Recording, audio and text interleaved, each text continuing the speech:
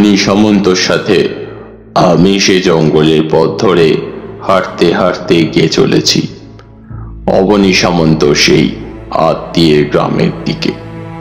অবনী সামন্ত বারবার কিন্তু পথে চলতে চলতে একটা কথাই আমায় বলে চলেছে। না বুঝলে তারানাথ, এই পথে ভর দুপুরে যাওয়াটা ঠিক কাজ হলো না। আশেপাশে গ্রামের লোকেরা কিন্তু এই কাজ করে না। রাতের বেলা আর ভর দুপুরে এই জঙ্গলের ছায়া তারা মারায় না। তুমি এসব বিশ্বাস করো না তা আমি ভালোভাবেই জানি, কিন্তু তোমার আর ভয় কিসের বলো? তুমি তো তান্ত্রিক। অবনী সামন্তর কথা শুনে আমি খানিকটা মনে মনে হেসে উঠলাম। তারপর বললাম, আচ্ছা অবনী, তুমি সেই ছোট থেকেই ভীতুই রয়ে গেছো। এই গ্রামের আশেপাশের লোকেরা এই জঙ্গলে ছায়া মারায় না, সেই কথা তোমায় তারা কখন বলল? তুমি নিজে ভয় পাচ্ছ, সে কথা বললেই হয়। তবে দুপুরবেলা যাব নাকি রাতের বেলা যাব বলো দেখি একবার। তা নয়, কিন্তু জঙ্গলটা তো দেখেছো, কেমন যেন ফাঁকা, চারপাশে কোনো শব্দ নেই, যেন মনে হচ্ছে জঙ্গল নয়, আমরা অন্য কোথাও ঢুকে পড়েছি। আর জঙ্গলে ঢোকার পর থেকে এই গাটা কেমন ছমছম করছে। সত্যি অবনী, তুমি পারো বটে। এত বছর পর দেখা হয়েছে, ভাবলাম কোথায় তুমি বদলে গেছো। না না না না, তুমি সেই আগের মতোই রয়েছ। গ্রাম ছেড়ে এত বছর যে বাইরে রইলে, তা কেমন লাগলো সেটা বলো একবার। খুব একটা ভালো নয়, তবে নতুন অভিজ্ঞতা হলো। অনেক জায়গা ঘুরলাম, তাছাড়া যে কাজে বেরিয়েছিলাম সেই কাজ তো খানিক হলো। এখন বেশ কিছু টাকা পয়সা জমে গেছে হাতে, তাই আর বাইরে ঘোরা বন্ধ করে পাশের গ্রামে নিজের বাড়িতেই ব্যবসা খুলে বসেছি। সেখানেই থাকবো, আর কোথাও যাব না। তাছাড়া দেখতে দেখতে বয়সটা তো বাড়ছে। তুমি বিয়ে করেই নিয়েছো, এখন আমার। কেউ যখন এই কথা বলে তখন আমার কিন্তু বড্ড বিরক্তি হয়, কিন্তু অবনীর কথায় বিরক্তি ভাবটা এলো না। হাজার হোক আমার ছোটবেলার বন্ধু বলা চলে তাকে। এক পাঠশালাতেই আমরা পড়তাম, সে প্রশ্ন করতেই পারে, তার উত্তরে বললাম, সে একরকম করতেই হয়েছে অবনী, এবার তুমিও করে নাও। তা তুমি ওদিকে কি দেখছো? আমি স্পষ্ট তাকে দেখলাম। অবনী চোখ এমন বড় হয়ে এসেছে, জঙ্গলের ডান দিকে বড় বড় গাছগুলো মাথা তুলে দাঁড়িয়ে রয়েছে। সেই জঙ্গলের ভেতরের দিকে তাকিয়ে সে থমকে দাঁড়িয়ে পড়েছে। তার দুটো চোখ একেবারে বড় হয়ে এসেছে, সেই দুটো চোখের পাতা যেন তীর তীর করে কাঁপছে। আমি আবার তাকে বললাম, অবনী, ও অবনী, কি হলো তোমার? দাঁড়িয়ে পড়লে কেন হে?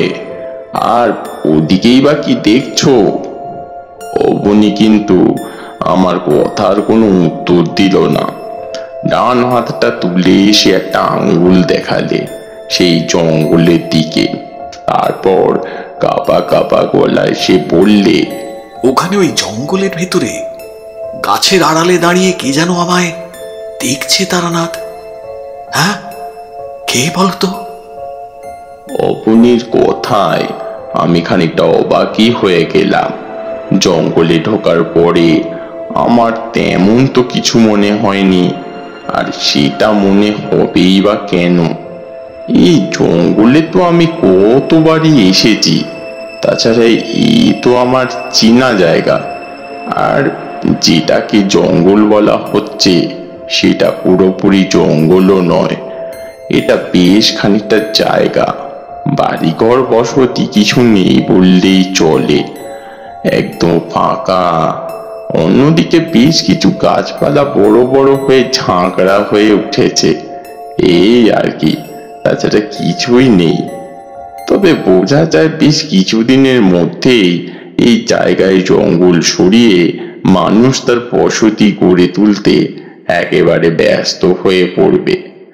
কিন্তু এই জঙ্গলের মধ্যে অবনী কি হঠাৎ দেখে ভয় পেল সেটু বুঝতে পারলুম না। আমি তার হাত অনুসরণ করে তাকালাম, কিছুই দেখতে পেলাম না। চারপাশে সূর্যের আলোয় পরিষ্কার ভাবে সবকিছু দেখা যাচ্ছে, অথচ স্পষ্ট বুঝতে পারছি অবনী আমার সামনে দাঁড়িয়ে জঙ্গলের দিকে তাকিয়ে সত্যি কিছু একটা দেখতে পাচ্ছে। তার মুখটা কেমন যেন লাল হয়ে এসেছে, নিঃশ্বাসের শব্দ গভীর হয়েছে। আমি তাড়াতাড়ি অবনীর পাশে গিয়ে দাঁড়ালাম, তার হাত অনুসরণ করে আরো একবার জঙ্গলের দিকে তাকিয়ে দেখবার চেষ্টা করলাম। আর ঠিক তখনই অবনী বলে উঠল, এখানে দাঁড়িয়েছিল, হ্যাঁ এইখানেই দাঁড়িয়েছিল, এই মাত্র জঙ্গলের ভেতরে ঢুকে গেল। কিন্তু অবনী, ওখানে কে দাঁড়িয়েছিল বলো তো? আর কাকে দেখেই বা তুমি এত ভয় পেলে? কেমন আছো বন্ধুরা? তোমাদের জন্য আরো একবার হাজির হয়েছি বাংলা সাহিত্যের আরো একটি সুন্দর গল্প নিয়ে। অভিপ্সা আর স্ট্রং ডিজায়ার চ্যানেলে আমাদের আজকের নিবেদন প্রখ্যাত সাহিত্যিক শ্রী সুকান্ত দাসের লেখা তারানাথ তান্ত্রিক ও মায়ের ডাক। শুনতে থাকো গল্পটা। একটা বাচ্চা মেয়ে, এই বাচ্চা মেয়েটার বয়স ওই 11-12 বছর হবে।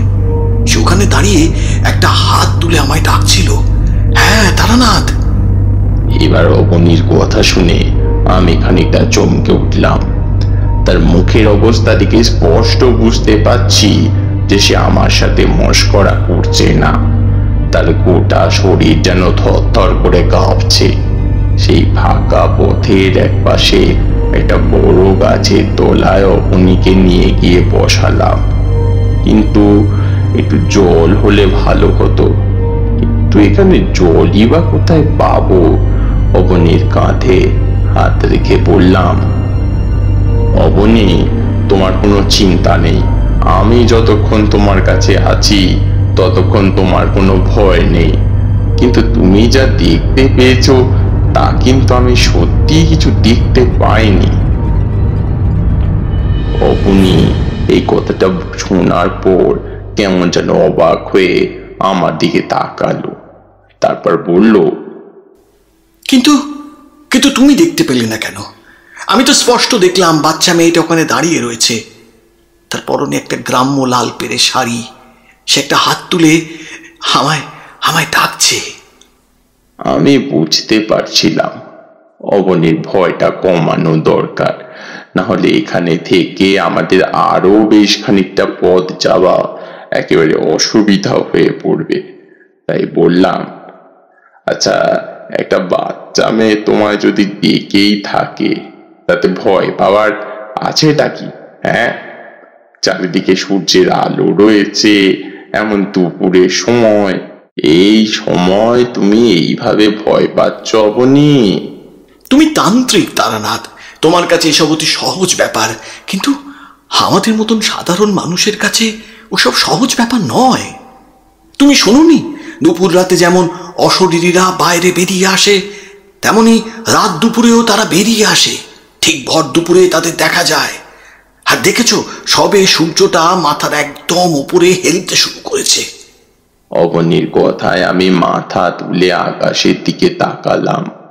সত্যি সূর্যটা মাথার একদম মাঝামাঝি উপরের থেকে পশ্চিমে হেলে পড়তে শুরু করেছে।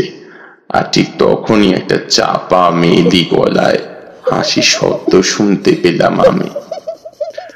অবনী শব্দটা শুনতে পেয়েছিল হয়তো, সেটা শুনতে পেয়ে সে কেমন যেন ভয় পাওয়া গলায় একরকম কান্নার স্বরে বলে উঠল, ওই যে তারানাথ, ওই মেয়েটা, ওই মেয়েটার কান্নার শব্দ।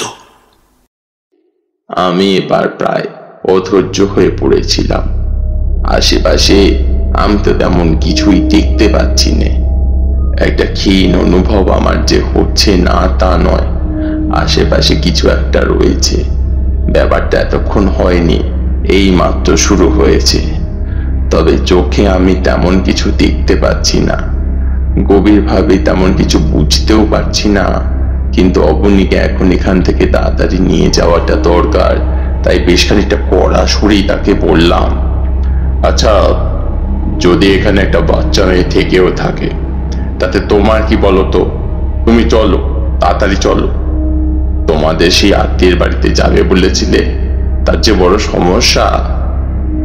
এই কথায় অবনী যেন খানিকটা সম্বিত ফিরে পেলে তাড়াতাড়ি মাটির উপর থেকে উঠে দাঁড়ালো।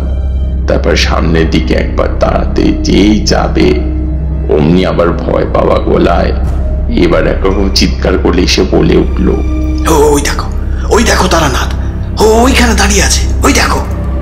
অবনীর মুখের কথাটা শেষ হবার প্রায় সাথে সাথেই আমার মনের ভেতরটা একেবারে ছ্যাদ করে উঠল। স্পষ্টই বুঝতে পারলাম আশেপাশে কিছু একটা উপস্থিত হয়েছে। তোমরা জানো, শুভ অশুভ অনেক কিছুর আভাস আমি বেশ খানিকটা আগে থাকতেই পেয়ে যাই। সেদিনও তেমনটা হয়েছিল। তবে এটা বুঝতে পারছিলাম যে সে এসেছে, সে আমায় দেখা না দিয়ে শুধু অবনীকে কোনো একটা নির্দিষ্ট কারণে দেখা দিতে চাইছে। সে বলে উঠলাম অবনীকে, দেখো অবনী, এখানে এভাবে বসে থাকলে কিন্তু এরপর বিকেল গড়িয়ে সন্ধে হয়ে অন্ধকার নেমে আসবে। তখন কিন্তু এখান থেকে বাড়ি ফিরে যাওয়াটা খুবই সমস্যার ব্যাপার। না না না, অন্ধকার হলে হবে না, অন্ধকার হলেও আবার আসবে। এখন দূরে দূরে আছে, অন্ধকার হলে একদম কাছে এসে পড়বে। চলো চলো, এক্ষুনি চলো এখান থেকে। চৌকিতে অবনী উঠে দাঁড়ালো, তারপর হাঁটতে লাগলো সামনের দিকে। আমিও তার পিছু পিছু হাঁটতে লাগলাম। তবে অবনী যে মাঝে মাঝে পিছনের দিকে মুখ ফিরিয়ে কিছু একটা দেখে নিচ্ছিল সেটা আমি বেশ বুঝতে পেরেছিলাম। আমি বারবারই অবনীকে ভরসা দিয়ে বলছিলাম, আরে চিন্তা করো না অবনী, চিন্তা করো না, সব ঠিক হয়ে যাবে। কিছুটা একটা হচ্ছে সেটা আমি বুঝতেই পারছি, কিন্তু বারবার পেছনে তাকালে তুমি ভয় পাবে। আচ্ছা, সে কি তোমার পিছু পিছু আসছে? আমি ভেবেছিলাম অবনী হয়তো না বলবে, কিন্তু ভয় পাওয়া চোখে অবনী আমার দিকে তাকিয়ে উপর থেকে মাথা নাড়ালো। আমি পেছনের দিকে তাকালাম। রোদের আলোয় চারপাশটা স্পষ্টভাবেই দেখা যাচ্ছে, কিন্তু পিছনের দিকে বড় গাছটার তলায় আধো অন্ধকারে কিছু একটা নড়ে উঠলো বলে কেমন যেন মনে হলো না। একটা হাসি তো শোনা যাচ্ছে আবার। অবনী কি সেটা শুনতে পাচ্ছে? আচ্ছা, উনি কি আপনার ছোটবেলার বন্ধু? সে তা একরকম বলতে পারো। আমাদের গ্রামের বছর খানেক বোধহয় অবনী ছিল। তারপরে তার বাবার সাথে সে গ্রাম ছেড়ে চলে গিয়েছিল তার মামার বাড়িতে। কি একটা সমস্যা যেন হয়েছিল ওদের ব্যবসা পত্তর নিয়ে। আসলে অবনীর বাবা প্রথম থেকেই কাঠের ব্যবসা করত। অবনী বড় হওয়ার পর তারপর সে নিজে থেকেই সেই ব্যবসায় হাত পাকিয়েছিল। তবে তারপর আবার গ্রামে এসে থিতও হয়েছিল বটে। তা এখন কি তোমার ব্যবসাপত্র নিশ্চয়ই তোমার ছেলেই দেখছে? আমাদের উল্টো দিকে তক্তপোষের ওপরে আজ কিশোরী নেই। কাল বাড়ি ফেরার সময় তার শরীর বেশ খারাপ হয়ে পড়েছিল। সে জানিয়েছিল যদি আসতে পারে তাহলে সকাল সকালই আসবে, না হলে যেন আমি চলে যাই। বাড়িতে বসে একা কি করব, তাই চলে গেলাম। আর এসেই দেখলাম অবনী সামন্তকে। তক্তপোষের ওপর কিশোরীর জায়গায় বসে রয়েছে অবনী সামন্ত বলে একজন বয়স্ক ভদ্রলোক। তার বয়স দেখে মনে হয় তারানাথের বয়সের কাছাকাছি। মাথার চুল সামান্য সাদা হতে শুরু করেছে, চেহারায় একটা বয়সের ছাপও পড়েছে। তারানাথ তাকে নিজের বয়সের বলে দাবি করলেও তাকে তারানাথের চেয়ে বেশি বয়স্ক বলেই মনে হলো। লোকটি এবার সামান্য হেসে বলল, হ্যাঁ, এখন ব্যবসাপত্র সবকিছু ছেড়েই দেখি। আমি তো অনেক সময় দেখলাম, এখন কি আর আমার ব্যবসাপত্র দেখার সময় রে। এখন আমার বিস্তর অবসর, এদিক ওদিক ঘুরে কাটাই। তাই তো তোমার এখানে আসতে পারলাম। কিন্তু চারির বিয়ে হয়ে গেছে তা তো জানতাম না। সবটাই বেশ তাড়াতাড়ি করে করতে হয়েছে বুঝলে।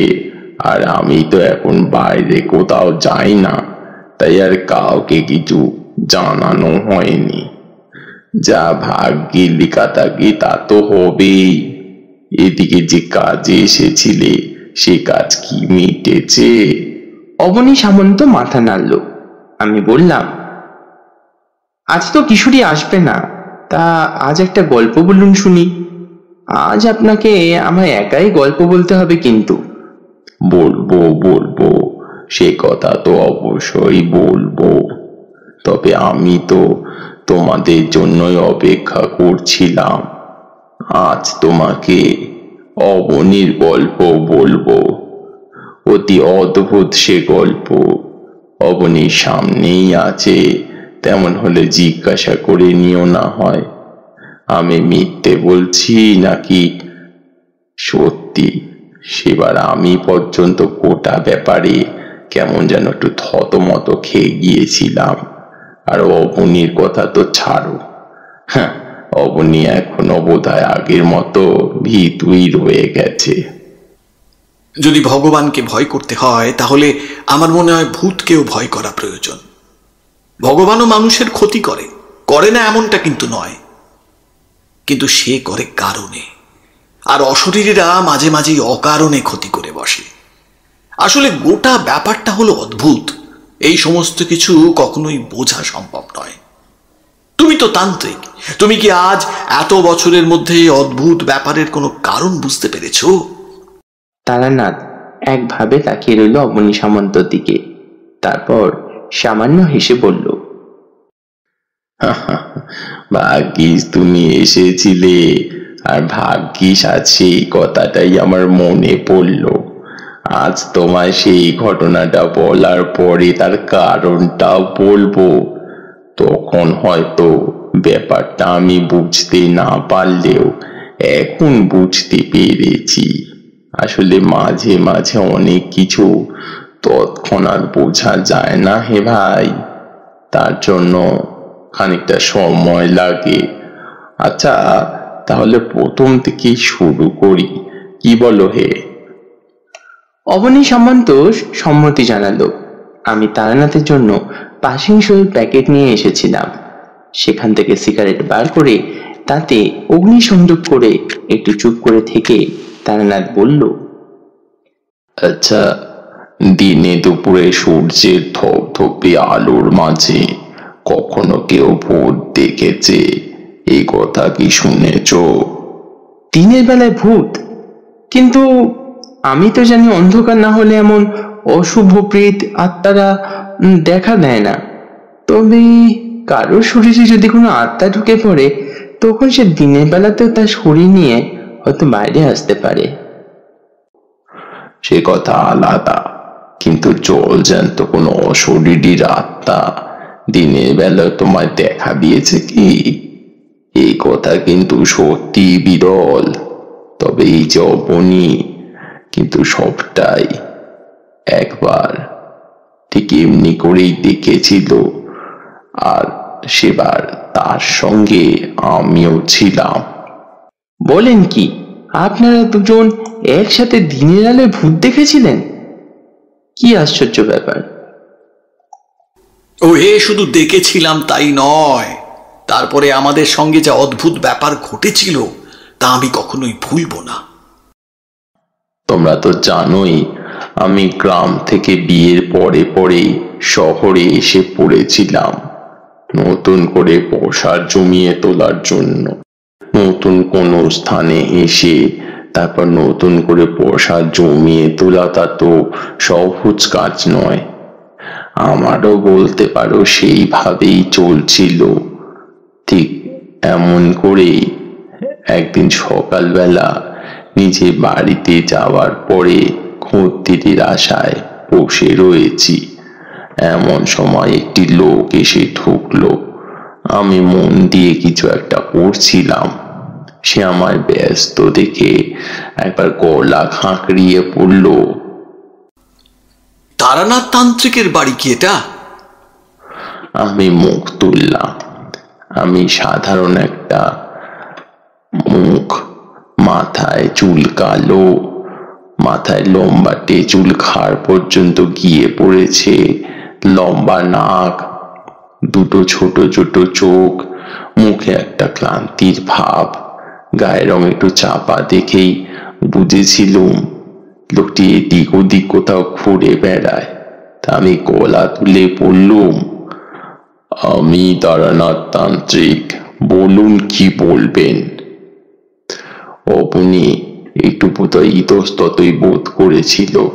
সে আসলে আমার খোঁজেই এসেছিল। শুধু আমার খোঁজে নয়, সে এসেছিল সেই ছোটবেলার তারানাথের খোঁজে। কিন্তু আমায় দেখে সে বোধহয় সেই কথাটা বলতে বেশ খানিকটা ইতস্তত বোধ করছিল। তা আমি যেন তাকে সামান্য চিনতে পেরেছি। অবনীর মুখ ছোটবেলায় যেমন ছিল এখনো তেমনি আছে, শুধু তার বয়সের সাথে সাথে চেহারায় সামান্য বদল এসেছে।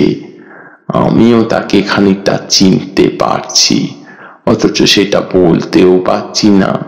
তখনই আমার কিছু বলার অপেক্ষা করেছে এমন সময় অমনি বলে বসলে, আচ্ছা ঠাকুর মশাই, আপনার গ্রামের নাম কি? আমি গ্রামের নাম বলতেই সে আমার গ্রামের সেই সামন্ত বাড়ির কথা বললে, অবনী সামন্তর কথা বলল। আর তাতেই আমি বোধহয় তাকে সামান্য চিনতে পেরেছিলাম। ঠিক তার পরে পরেই আমি বলে উঠলাম, তুমি অবনী সামন্ত, তাই না? ছোটবেলার বন্ধুত্বের মধ্যে একটা আলাদা ভাব থাকে, একটা তুই তোকারে সম্পর্ক থাকে। কিন্তু সেই ছোটবেলার সম্পর্ক পেরিয়ে যখন অনেক বছর পরে আবার দেখা হয়, তখন সেই সহজ ভাবটা সহজে কিন্তু ফিরে আসতে চায় না। আমিও তাকে এক কথায় তুই বলে উঠতে পারলুম না। অবনীকে আমি চিনতে পারায় আমরা দাবার পাশে বসে ছোটবেলার অনেক গল্প করলাম। দেখতে দেখতে আমরা দুজনে ছোটবেলার সেই দিনগুলোতে যেন হারিয়ে গেছিলাম। গিন্নিকে ডেকে অবনীর সাথে পরিচয় করিয়ে দিলাম। গিন্নি চলে গেল আমাদের জন্য চা করতে। কথায় কথায় অবনী সমস্ত কথা শুনলাম, কিন্তু বুঝতে পারলাম কোনো একটা বিপদ হয়েছে। এমন কোনো একটা বিপদ হয়েছে যেটা অতি সাধারণ নয়। সেটা বোঝার জন্য বললাম, আচ্ছা অবনী, তুমি তারানাথ তান্ত্রিকের খোঁজ করছিলে কেন বলো তো? আমার ছোটবেলা সেই চেনা সাক্ষাতের জন্য, নাকি অন্য কিছু? অবনী এবার বেশ কিছুক্ষণ একটু থমকালো। তার মুখের হাসিটা মিলিয়ে গেল মুহূর্তের মধ্যে। সে বলে বসলো, আসলে বুঝলে তারানাথ, আমার বড় বিপদ হয়েছে। বিপদটা সরাসরি আমার হয়নি, আমার এক আত্মীয়ের হয়েছে। এখান থেকে প্রায় 4 গ্রাম দূরে আমার এক আত্মীয় রয়েছে। আমার পরিবারে তো আর কেউ বেঁচে নেই। আমার গিন্নি আর ছেলে রয়েছে। এদিকে আমার আত্মীয় একা মানুষ, বয়স হয়েছে, তার বেশ কিছু জমি জমা এবং অর্থ সম্পত্তি রয়েছে। তার জন্য আমায় মাঝে মাঝে তার কাছে যেতে হয়। সম্প্রতি দিন 2 আগে আমি তার কাছে এসেছি। তারপরে সে আমায় সেই বিপদের কথা বলেছে। রাতের অন্ধকারে কিংবা দিনের বেলায় বাড়ির আশেপাশে কে যেন ঘুরে বেড়ায়। একটা বাচ্চা মেয়েকে এসে মাঝে মাঝে দেখতে পায়। সে বাচ্চা মেয়েটি নাকি তাকে হাতছানি দিয়ে ডাকে। তুমি তো জানোই তারানাথ, এই সমস্ত বিষয়ে আমার একটু ভীতি রয়েছে, তাই আমি একা কিছুই করে উঠতে পারছি না। একটা দিন রাতে আমি সেই বাড়িতেই ছিলাম, আর সত্যি বলতে কি সেই বাচ্চা মেয়েটির দেখা আমি নিজেও পেয়েছি। বলো কি, তুমি নিজে দেখা পেয়েছো? অথচ তুমি বলতে চাইছো সেই বাচ্চা মেয়েটি কোনো মানুষ নয়? যে ঘরের দরজা জানলা সমস্ত কিছু বন্ধ থাকে, সেই ঘরে যদি হঠাৎ করে কোনো একটি বাচ্চা মেয়ে এসে উপস্থিত হয়, তাহলে তাহলে তুমি কি তাকে কোনো মানুষ বলতে পারবে তারানাথ? আমি অবাক হলাম। নিশ্চয়ই অশুভ কিছু একটা ঘটে চলেছে, সেটা ঠিক বুঝতে পারছিলাম। তবে বাড়ি থেকে 5 গ্রাম দূরে অবনীর সাথে যাবার ইচ্ছেটা সত্যি তখন হচ্ছিল না। বসন্তের সময় তখন, এ সময় আবহাওয়ার পরিবর্তন হয় সামান্য। গিন্নির আবার জ্বর কাশি দুটোই হয়েছিল। এই অবস্থায় তাকে ছেড়ে যাব, কথায় কথায় গিন্নি যখন জানতে পারলো, তখন সে নিজেই কিন্তু আমার যাওয়ার জন্য বলল। তাছাড়া যে স্থানে আমরা তখন থাকতাম তার আশেপাশে বেশ কয়েকটি বাড়ি বসতি গড়ে উঠেছিল। তাদের সঙ্গে আমার পরিবারের, বিশেষ করে আমার গিন্নির সম্পর্কটা বেশ ভালোই তৈরি হয়েছিল। তো পাশের বাড়ির এক মেয়ে মানুষ মাঝে মাঝে গিন্নির সঙ্গে ঘরে এসে গল্প গুজব করতো। তারা থাকতে আমার কোনো চিন্তা ছিল না, তেমনটা গিন্নি আমায় বলে দিলে। অবনী একটু ইতস্তত করে আমায় অনুরোধ করেছিল, সে কথা আমার মনে আছে। তা মনে থাকবে না কেন? আরে তুমিই বলো, তোমায় তুমি বলছি, আর তুমি অনেকটাই ছোট আমার চেয়ে। আমি আর তারানাথ একই বয়সী, আর সদ্য বিয়ে হয়েছে, এখানে এসেছে। আসার পরেই ওর ঘিন্নির অসুখ, সে সময় কি আর ওকে জোর করে নিয়ে যেতে বলতে পারি? আমি মুখে কিছুই বললাম না, সামান্য হাসলাম। তারানাথ আবার বলতে শুরু করল। অবনীর সাথে যে গ্রামে তখন আমি থাকতাম, সেই গ্রাম পেরিয়ে আমায় যেতে হলো। তবে সেই 2 গ্রামের মাঝে যে 5 গ্রাম রয়েছে সেই পথে, সেই কথা তো তোমাদের আগেই বলেছি। কিন্তু একটা জঙ্গলের মতো জায়গা পড়তো, তা আমাদের গ্রাম থেকে পেরিয়ে সেই একটা গ্রাম পরেই। সেই জঙ্গলের জায়গায় এসে অবনী প্রথমে খানিকটা ভয় পেল। আমি একটা ব্যাপার বুঝতে পেরেছিলাম, অবনী যখন এখানে এসেছিল তার পিছু পিছু সেই অশরীরী আত্মা এখানেও এসেছে। ব্যাপারটা আমি মুহূর্তের জন্য ভেবেছিলাম, কিন্তু সেই দিনের বেলা চারপাশে তেমন কিছু দেখতেও পাইনি। আমার গৃহ সবসময় বন্ধন করাই থাকে, তাই সে বাড়ির ভেতরে এসে ঢুকতে পারেনি। বেরিয়ে আসার সময় দরজার কাছে অবনী একবার চমকে পিছনে তাকিয়েছিল, কিন্তু মুখে আমায় সে কিছুই বলেনি। ক্রমে ক্রমে অবনী সেই আত্মীয়ের বাড়ি পর্যন্ত আসার পথে যে অবনী প্রচন্ড ভয় পেল, সে কথা বলাই বাহুল্য। কিন্তু আমি বুঝতে পারছিলাম অবনী সত্যি কোনো বিপদ ঘটতে চলেছে। অবনী সেই বাড়িতে এসে জানতে পারলাম অবনীর এক দুঃসম্পর্কের মাসি, তিনি বৃদ্ধা, বয়স্ক এক মহিলাই বলতে পারো তোমরা। চোখে ভালো দেখতে পান না, মাথার সমস্ত চুল সাদা হয়ে গিয়েছে, লাঠির ভর ছাড়া তিনি হাঁটা চলাও করতে পারেন না। এই গ্রামের পাশে একটা মেয়ে থাকে, মাঝে মাঝে সে এসে নাকি রান্না করে দিয়ে যায়। তবে বৃদ্ধার আর কিছু থাকুক বা না থাকুক, এখনো যে বেশ অর্থবল রয়েছে, বেশ খানিকটা জমি জমাও রয়েছে, সেটা খানি বুঝতে পারলাম। চাষিরা ভাগ চাষ করে আর তার ভাগের ফসল বিক্রি করে অর্থ দিয়ে যায় তাকে।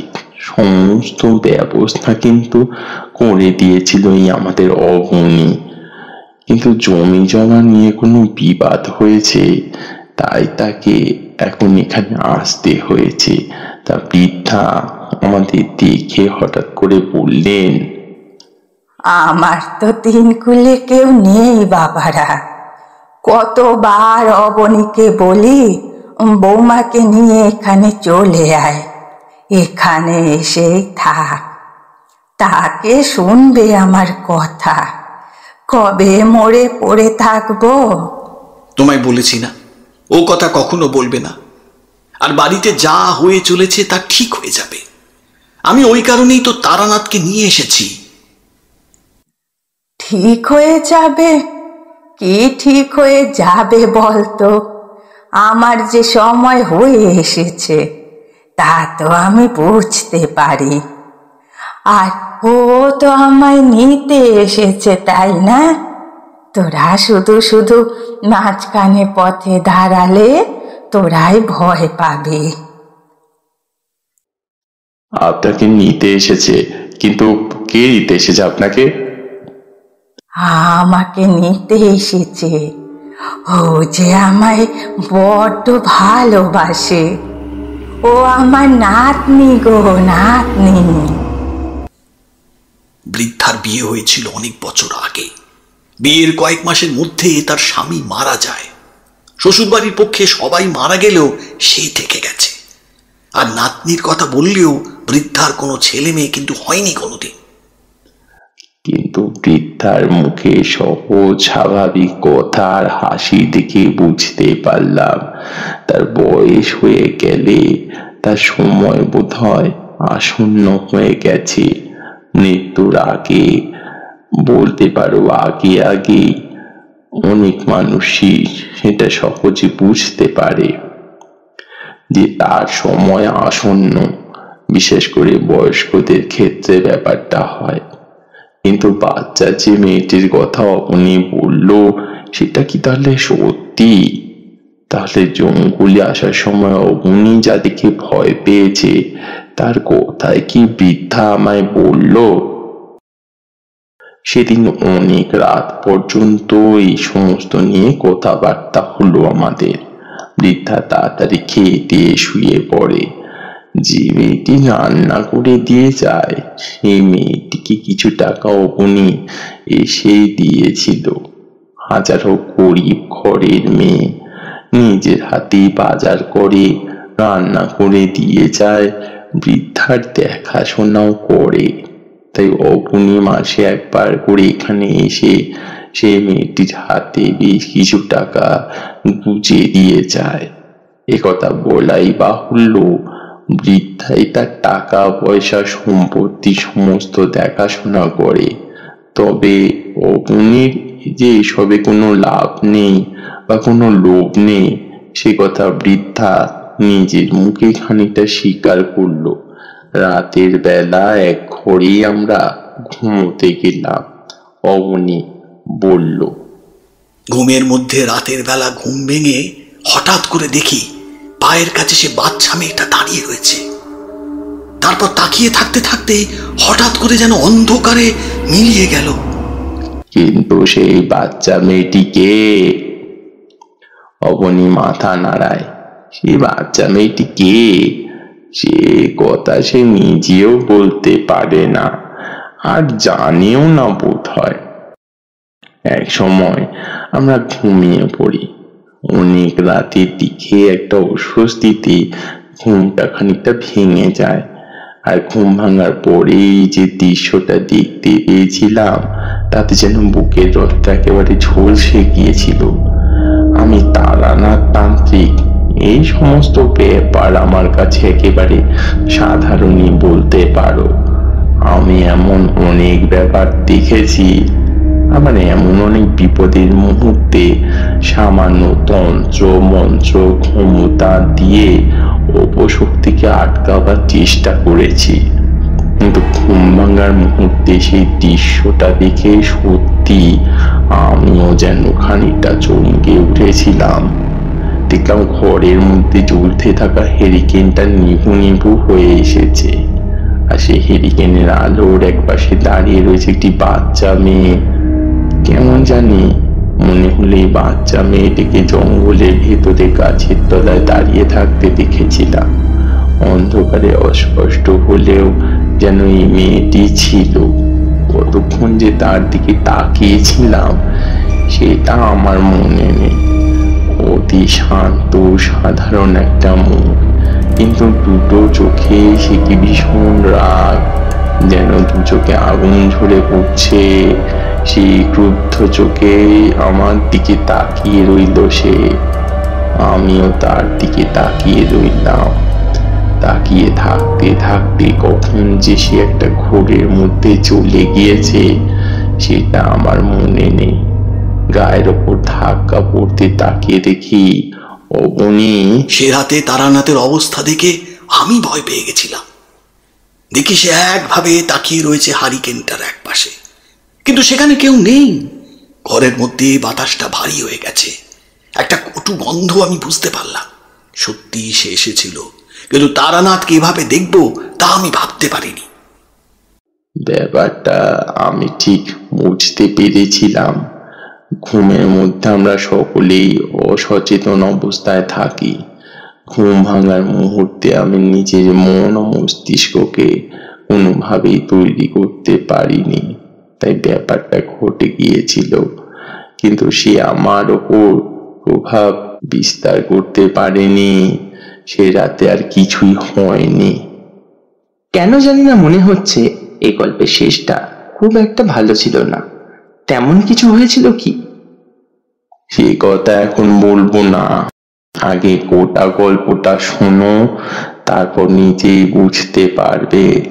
শেষের বিষয়ে আগে আগে বলে দিলে গল্প শোনার তো আর কোনো আনন্দ পাবে না, বুঝলে? যদিও এই গল্প কখনোই আনন্দের গল্প হতে পারে না। আরে তারপর আসল কথাটা বলো না, পরের রাতের কথা বলো। সেই রাত্রের কথা আমি জীবনে কোনোদিন বলতে পারবো না। সেদিন রাত্রে সত্যি আর কিছু ঘটেনি। সকালে এসেই বৃদ্ধার সঙ্গে কথা বলতে বলতে বৃদ্ধা আমাদের জানালো, অবনি, তোকে বারবার বলছি, যা বৌমাকে নিয়ে আয়। আমি আর বেশি দিন এখানে থাকবো না, আমায় চলে যেতে হবে। কাল রাতে ও আবার এসেছিল। কে এসেছিল বলুন তো? একটা বাচ্চা মেয়ে, বছর 12 হবে, লাল পেতে শাড়ি, মাথায় চুলে একটা বিনুনি বাঁধা। আমার কথায় বৃদ্ধা যেন কেমন খানিকটা অবাক হয়ে উঠল। তাড়াতাড়ি উত্তেজিত হয়ে এসে পড়ল, তুমি দেখেছো? তুমি তাকে দেখেছো বাবা?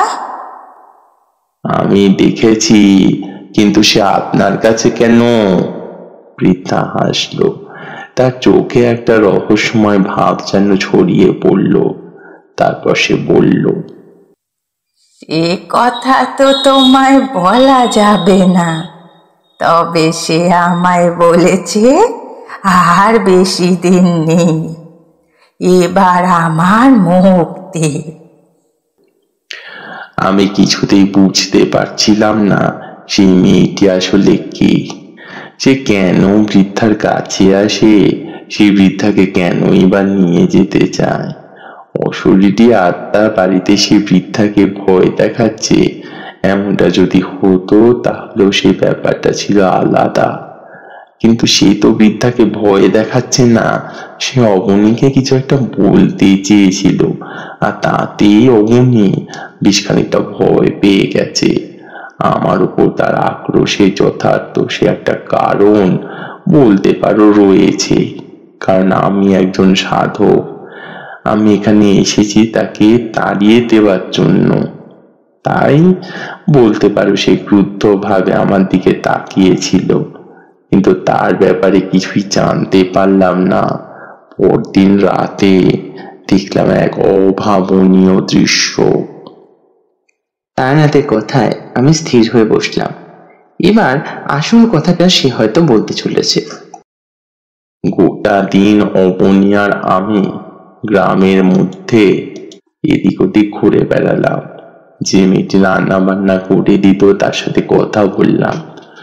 অবাক হয়ে দেখলাম যে সেই ব্যাপারে কিছুই জানে না, বা তাকে হয়তো এটাও হতে পারে কিছু বলা হয়নি।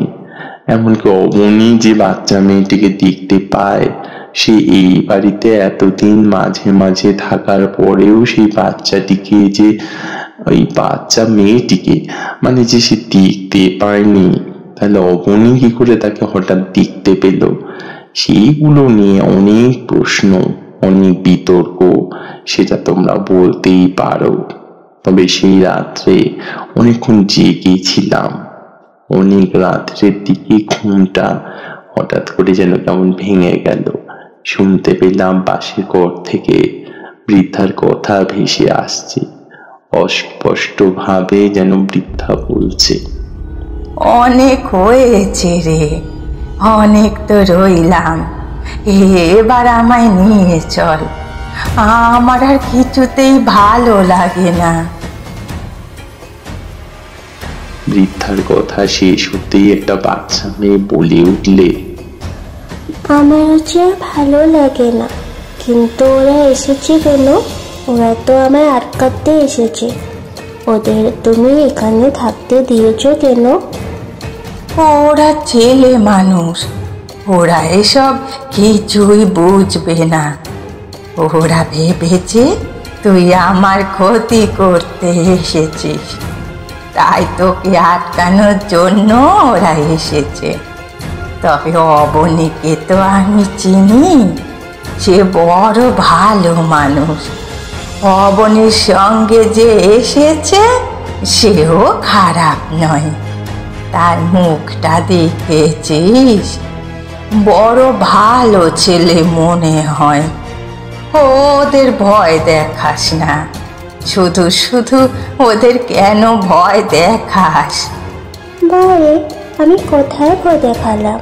আমি তো শুধু একবার দেখা দিয়েছিলাম, আর তাতেই ওরা ভয় পেয়ে গেল। তাতে আমার কি দোষ? ওরা ভয় পাবে, ওদের ভয় দেখাস না। তুই আর কটা দিন আমায় থাকতে দে, আর কটা দিন থাকি এই সম্পত্তি, জমি জমা সব কিছুর ব্যবস্থা করে দিয়ে আগে। অবনী তো আমার কথা শুনতেই চায় না, ওকে বলি বৌমাকে নিয়ে এখানে চলে আসতে, না হলে আমি মরলে এসব সম্পত্তি তো ভূতে লুটে পুটে খাবে। গ্রামের কয়েকজন তো রয়েছে আমার জমিটার দিকে হা করে তাকিয়ে। আমি অবাক হয়ে সেই সমস্ত কথা শুনতে লাগলাম।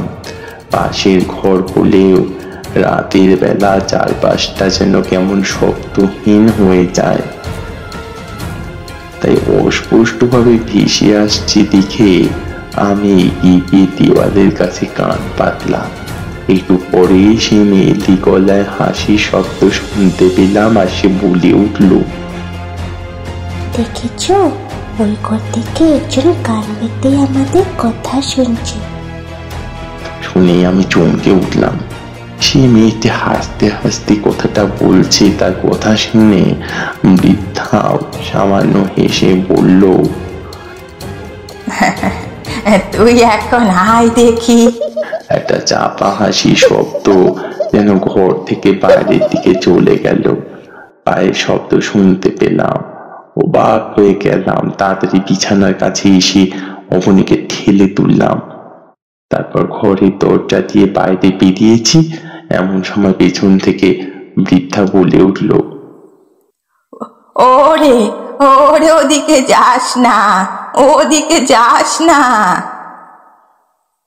আমরা তার কথা শুনলাম না। লণ্ঠন হাতে তুলে নিয়ে বাড়ির পেছনের দিকে গেলাম, যেদিকে সেই বাচ্চা মেয়েটিকে আমি দৌড়ে যেতে দেখেছি।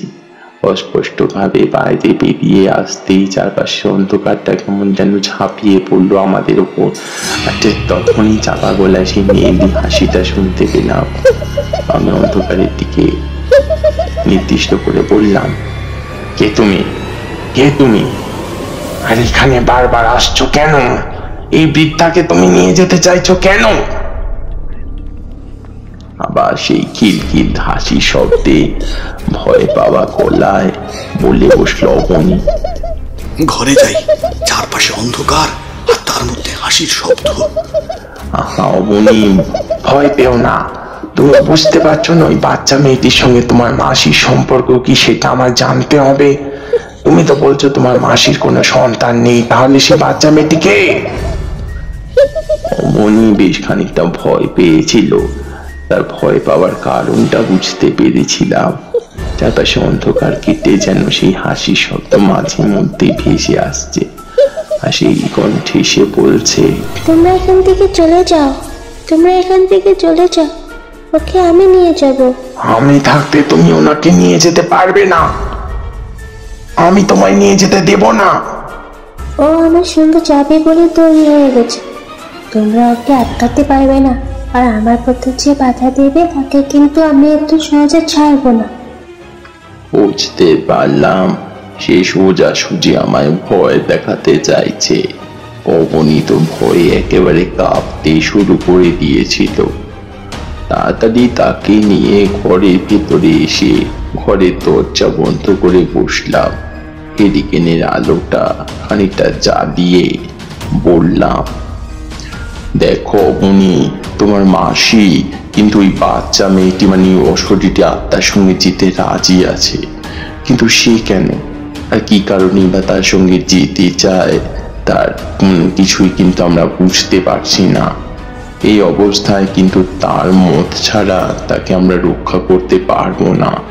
এখানে তো অন্তত তন্ত্র শক্তি ক্রিয়া করবে না, কারণ এখানে তার আমি সবসময় থাকতে পারবো না, তাই না?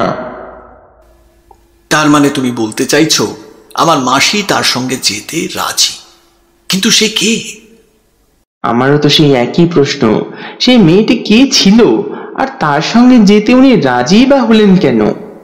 এই প্রশ্নের উত্তর আমি কখনোই খুঁজে পাইনি, আজ পর্যন্ত না। তবে তারানাথ যখন বলছে সে বুঝতে পেরেছে, তাহলে হয়তো সত্যি কিছু বুঝতে পেরেছিল। আমি ভেবেছিলাম বোধহয় আসল ব্যাপারটা ঘটতে আরো কয়েকটা দিন সময় লাগবে, তবে সেই অসুরটি আত্মা বোধহয় বুঝতে পেরেছিল আমি তার পথে বাধা সৃষ্টি করতে পারি। আমি একটা দিন সময় নিয়েছিলাম ব্যাপারটা আরো ভালো করে বোঝার জন্য, আর তাতেই ঘটে গেল বিপত্তিটা। পরদিন সকালে দেখতে পেলাম অবনীর মা সেই বিছানায় শুয়ে রয়েছে, তার চোখ খোলা। যে কাজের মেয়েটি রান্না করে দিত সে ঘরের ভেতরে দরজা ধাক্কা দিয়ে যখন দেখলো দরজা খুলছে না, তখন সে আমাদের ডাকলো। দরজা ভেঙে যখন ভেতরে ঢুকলাম তখন বুঝতে পারলাম সব শেষ হয়ে গিয়েছে। শুধু একটা আশ্চর্য ব্যাপার লক্ষ্য করেছিলাম, সেদিন আমরা ঘরে আসার পরে শেষ রাতের দিকে সামান্য বৃষ্টি হয়েছিল। বাড়ির বাইরের উঠোনে সামান্য জলও জমেছে আর তাতে কাদাও হয়েছে। যে ঘরে অবনীর মাসির মৃতদেহ ছিল সেই ঘরের ভেতরে মাটির মেঝেতে শুকিয়ে যাওয়া কাদা পায়ের একটা ছাপ ছিল। তবে সেই ছাপ কিন্তু শুধু বাড়ির দরজার কাছ থেকে বিছানা পর্যন্ত গিয়ে পড়েছে, তারপর কোথায় যেন সেটা হারিয়ে গেছে। এই অদ্ভুত ব্যাপারে কোনো কারণ আমি খোঁজ করতে পারিনি, বা বলতে পারো তোমরা খুঁজে বার করতে পারিনি। তবে আজ এত বছর পর মনে হয় কিছু একটা আমি আন্দাজ করতে পেরেছিলাম। লক্ষ্য করলাম শুধু আমি না, আমার মতো অবনী সামন্ত নামের ভদ্রলোকটিও তাকিয়ে আছে তারানাথের দিকে।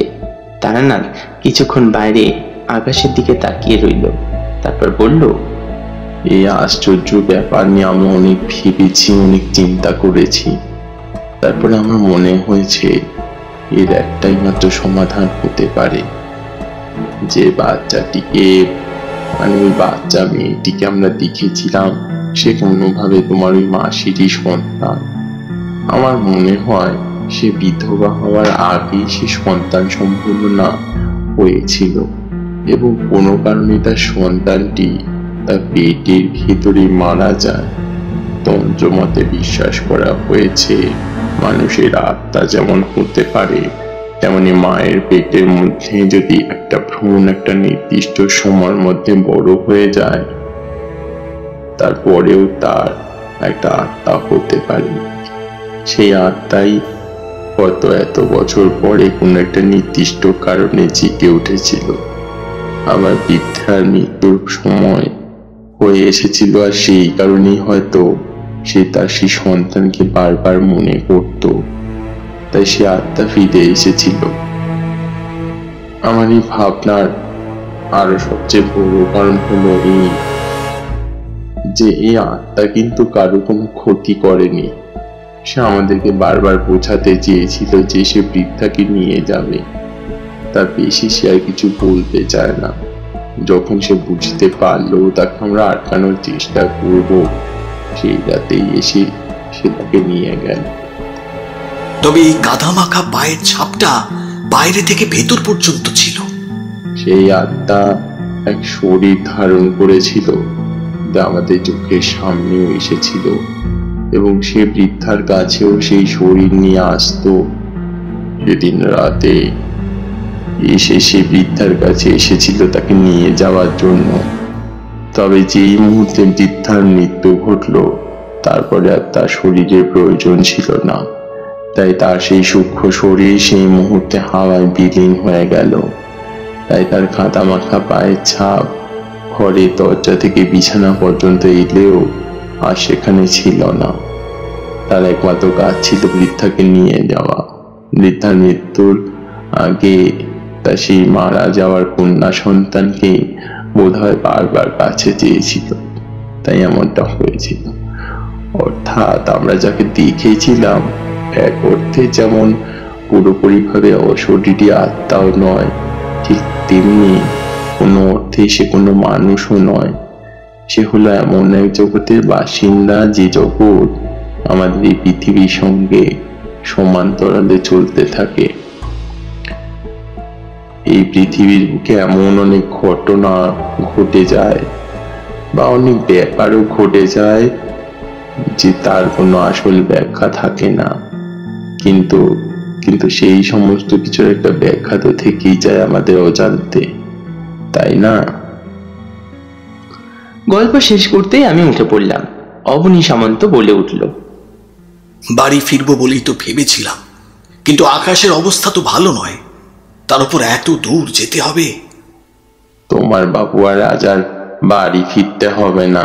তুমি আজকে দিনটা না হয় আমার এই মাটির কুড়ে ঘরেই থেকে যাও।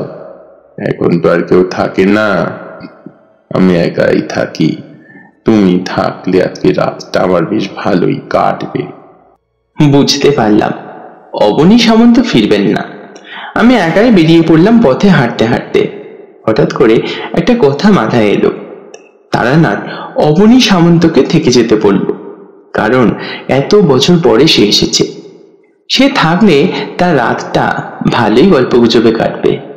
এই কারণে কি সেই বাচ্চা মেয়েটিকে বারবার নিজের কাছে টেনে আনতো ওই বৃদ্ধা, নাকি ওই একই কারণে সে বৃদ্ধার কাছে কোনো এক অদৃশ্য আকর্ষণে ছুটে আসতো সেই মেয়েটি?